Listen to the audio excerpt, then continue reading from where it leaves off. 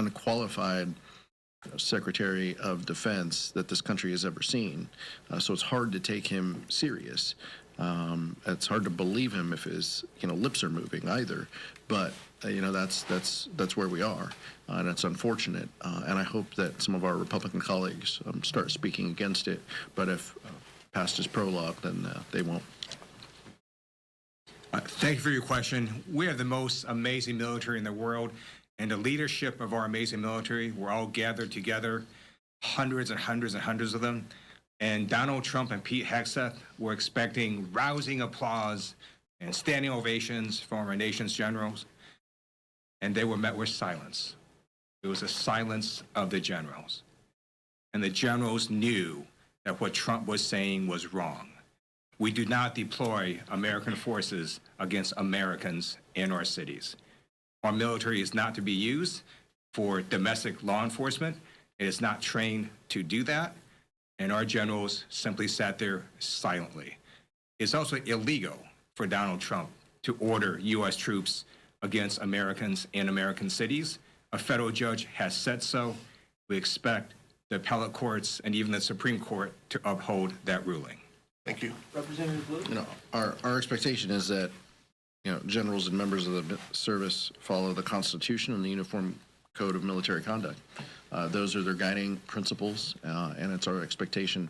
I don't want any of those individuals to resign or retire. I want them to hold strong to the Constitution and the oath that they've taken. Questions? Representative? Representative, sir? I had one quick question. I'm sorry. Eleanor, did you? Oh, I didn't have my hand up. Thank you. I'm sorry. Go ahead. As I know, you're asking for negotiations. That's what you want out of the Republicans, and you made pretty clear what's going to be needed with these Affordable Care Act subsidies as well as the rescissions provisions too. But are you willing to give anything up in order to get that out of this?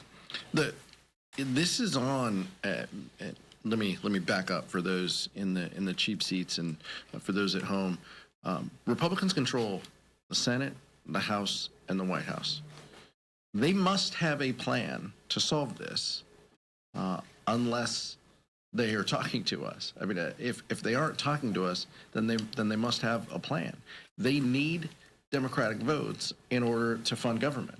So it is on them to engage us, talk with us, show up to work, cancel your vacation, come to work, talk with us. We've been having these conversations. We've been pushing to engage since March, by the way, a CR that we didn't support as well. And we have been saying loudly that we have huge concerns from the rescissions that Donald Trump and his administration have executed to not spending resources that Democrats and Republicans have allocated. We've been telling our Republican colleagues for months these are concerns of ours. And we have told them, work with us, talk with us.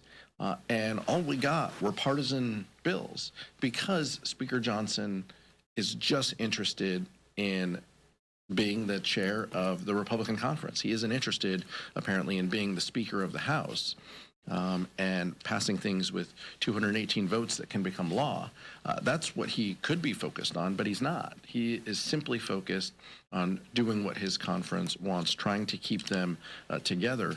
It's a shame because as a result, this is what we get. The Vice Chair said it. There were day one here, and it could have gone a different way, but that's not what House Republicans want.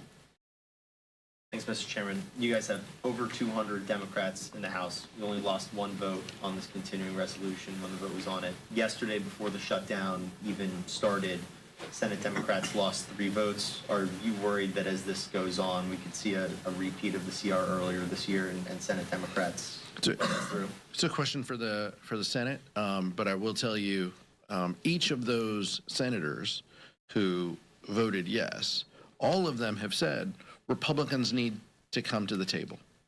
Republicans need to negotiate. Republicans need to help avoid the healthcare crisis that they have created. Look, I understand the question, but there is unity in message and what we want that Republicans need to come to the table. Any one of those senators would agree, and many of the senators who voted no on the CR would say the same thing. Thank you. In the past, in shutdowns, we've seen both sides come together and pass certain measures that would fund military members so that they don't go without pay. I'm just wondering, is there any discussion yet? I know it's early in the shutdown, but is there any discussion about doing any supplemental pieces of legislation like that? And I guess part two, more broadly, Republicans will be back in the House next week. Is there any discussion yet about at least coming to the table and starting a negotiation? Well, in order to come to the table, Republicans have to be here. They're not here. They're scattered across the country, across the world, maybe on some trips, on vacation. We're here ready to work, and that part's unfortunate. We want to avert the healthcare crisis that we know is coming.